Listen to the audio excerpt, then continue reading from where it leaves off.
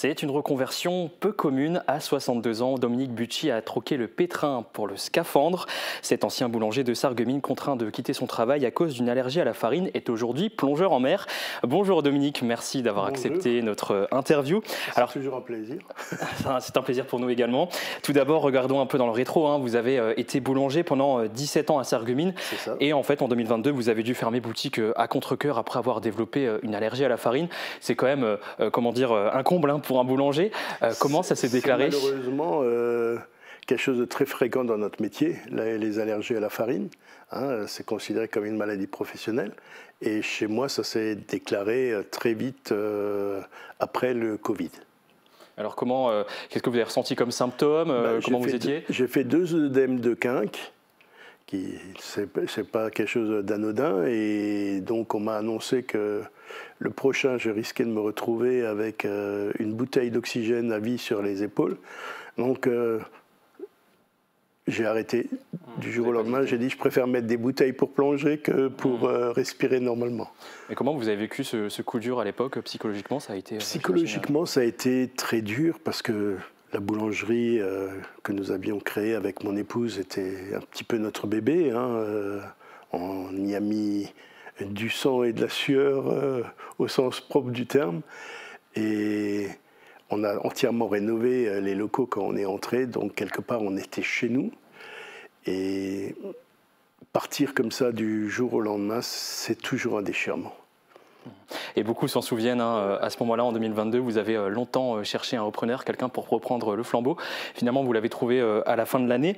Et aujourd'hui, en fait, vous n'avez pas totalement lâché le métier de boulanger, puisque vous continuez à être juré pour les apprentis en CAP boulangerie et pâtisserie. Oui.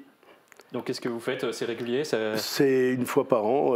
En fin d'année, en général, on est convoqué pour faire des corrections, surtout pour les parties pratiques. Et en parallèle, vous êtes donc devenu, comme on l'a dit en début d'interview, plongeur. Pourquoi ce choix? Qu'est-ce qui vous a amené, c'est le cas de le dire, à vous jeter à l'eau?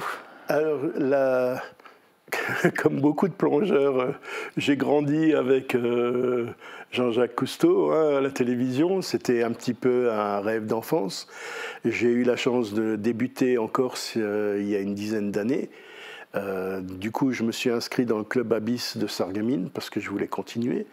Et au fur et à mesure des différents niveaux que j'ai passés avec le club, je me suis, on va dire, plus intéressé au fond marin parce que, quelque part, l'explication que je me suis donnée, c'est que la mer m'a donné énormément de plaisir. Et quand je vois les dégradations qui y sont faites, je veux participer à sa reconstruction. Voilà. C'est pas vraiment écologique, c'est plus satisfaction personnelle. Un engagement, donc. Voilà. Et vous avez même eu l'opportunité de plonger une fois aux côtés de la marine italienne. Comment ça s'est fait? Vraiment, par le plus grand des hasards, je suis allé dans un club sur les bords de l'Adriatique et je suis vraiment arrivé les mains dans les poches en disant, bon voilà, je viens pour voir si on peut plonger chez vous. Ils ont dit, mais oui, venez. En plus, on est en collaboration cette semaine avec la Marine nationale. Et donc, du coup, j'ai eu l'occasion de plonger avec des surhommes. Parce que c'est vraiment des surhommes. Et puis, on a nettoyé une partie des fonds qui étaient près de l'endroit où on était. Et rentrons maintenant un peu plus dans le vif du sujet. Concrètement, en quoi consiste votre travail aujourd'hui en mer? Quelles sont vos missions? Alors, je suis parti à une dizaine de jours à Toulon passer une formation de jardinier du corail. C'est-à-dire qu'on prélève sur des coraux malades des échantillons que nous retransposons sur du substrat, c'est-à-dire des morceaux de pierre où ils ont tendance à se développer et qu'on replace au fond de la mer pour qu'ils se développent, en sachant que c'est très lent. Il y a 3 cm en moyenne, suivant les espèces, par an de développement. Alors imaginez le temps qu'il a fallu pour que ces animaux, parce que c'est des animaux, se développent au niveau d'un récif. C'est clair qu'il faut être patient. Voilà. Et quel rôle jouent aujourd'hui ces coraux dans notre écosystème?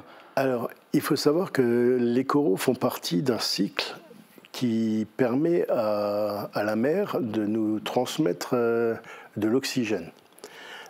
La forêt amazonienne représente, on en parle beaucoup, mais ne représente que 20% de l'oxygène qu'on respire.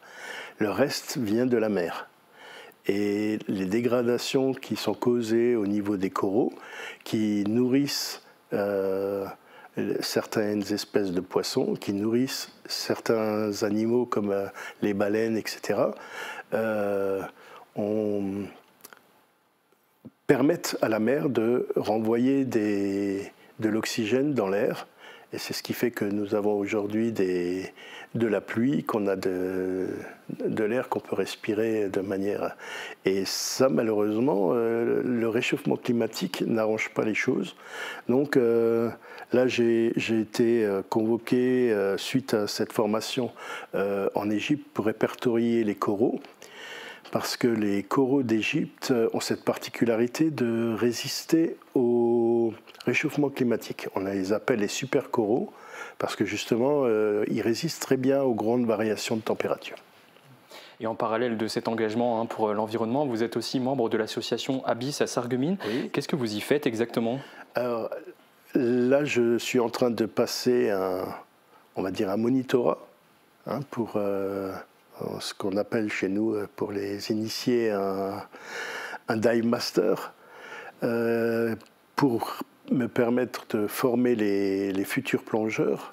Avec on a officiellement aujourd'hui notre président qui est notre formateur à tous, et Jean-Jacques Rapin qui nous forme nous et nous forme actuellement les nouveaux venus.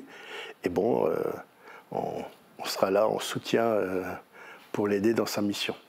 Bien, merci beaucoup Dominique pour votre témoignage inspirant. On vous souhaite encore de belles plongées, de belles missions et surtout de continuer à vivre vos passions aussi bien en mer que sur terre. Merci beaucoup et merci de m'avoir invité.